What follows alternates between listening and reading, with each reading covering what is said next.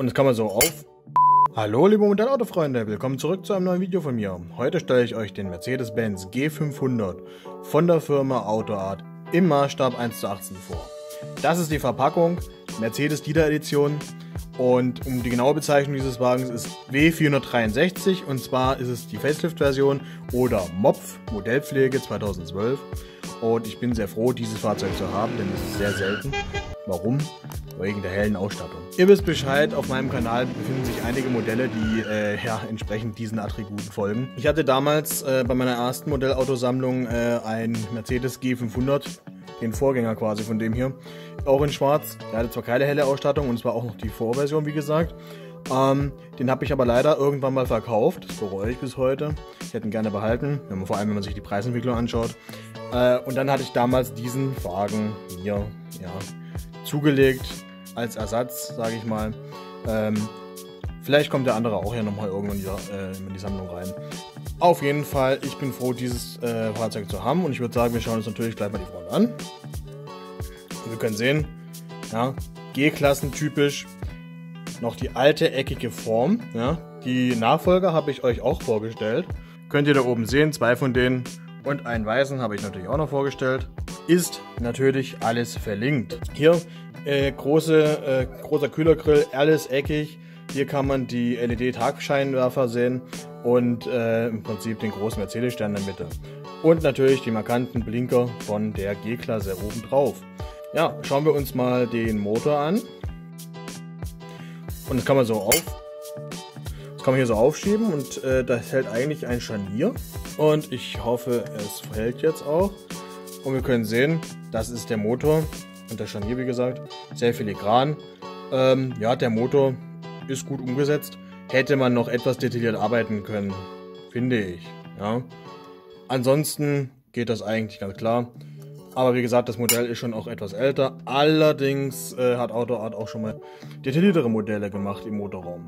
Ja, schauen wir uns die Seite mal an. Und die ist ja auch sehr G-Klassentypisch, eckig, ist klar. Die Felgen passen sehr gut zum Fahrzeug, finde ich. Und es ist einfach die Form, ja, diese kastige Form, wie Bernd das Brot sagen würde. Gefällt einfach sehr gut, der Wagen. Ist zeitlos. Es gibt heute noch Fans, die im Prinzip sagen, für die gibt es nur diese G-Klasse. Und ja, wenn man genau hinguckt, das hat sich im Prinzip nichts getan bei den neuen Nachfolger. Nur, dass es etwas runder gemacht worden ist, das Ganze. Also den meisten, die das Auto nicht kennen, fällt es gar nicht auf. Hier, Chromlinien, alles ja, schick gemacht. Und wir schauen uns das Heck an. Und das natürlich, ja, das Merkmal der G-Klasse, der Reservereifen mit der schönen Chromlinie hier oder Chromumrandung. Sieht natürlich sehr, sehr schick aus, und entsprechend die markanten Rücklichter. Und natürlich diese kastige Form. Ich würde sagen, wir schauen jetzt mal entsprechend in den Kofferraum herein. Ich hoffe, das funktioniert. So. Und et voilà. Hier drin ist auf jeden Fall mit sehr viel Detailliebe gearbeitet worden. Und wir sehen sogar auch noch, dass der Kofferraum-Innenraum schön mit Teppichimitat ausgekleidet ist. Ja? Das gefällt mir natürlich sehr, sehr gut. Sieht sehr einladend aus, obwohl es nur ein Kofferraum ist. Aber ist auf jeden Fall sehr ansehnlich. Genauso wie hier in der Fensterscheibe können wir sehen, oder Rückscheibe, die Heizstrahler oder Heizstreifen. Ja, ist ein Detail, was auf jeden Fall angemerkt werden muss. Ja, machen wir das Ganze wieder zu. Und ich zeige euch jetzt natürlich den Innenraum. Und wir fangen natürlich an bei der Fahrerseite. Und wir können schon sehen, hier sticht uns gleich ein Feuerlöscher entgegen. Ist auf jeden Fall ein Detail, was sofort ins Auge sticht. Genau wie der Fußboden, ja, der Teppichimitat ist. Und natürlich auch das Cockpit hier oben. Ja, Lenkrad, Schalter und die Frontarmatur ist alles eigentlich schön detailliert. Genauso wie die Ziffernblätter und die Tür. Genauso wie hinten. Ja, auch unten im Fußraum Teppichimitat. Und die Gurte sind auch vorhanden. Schauen wir mal die Beifahrerseite an.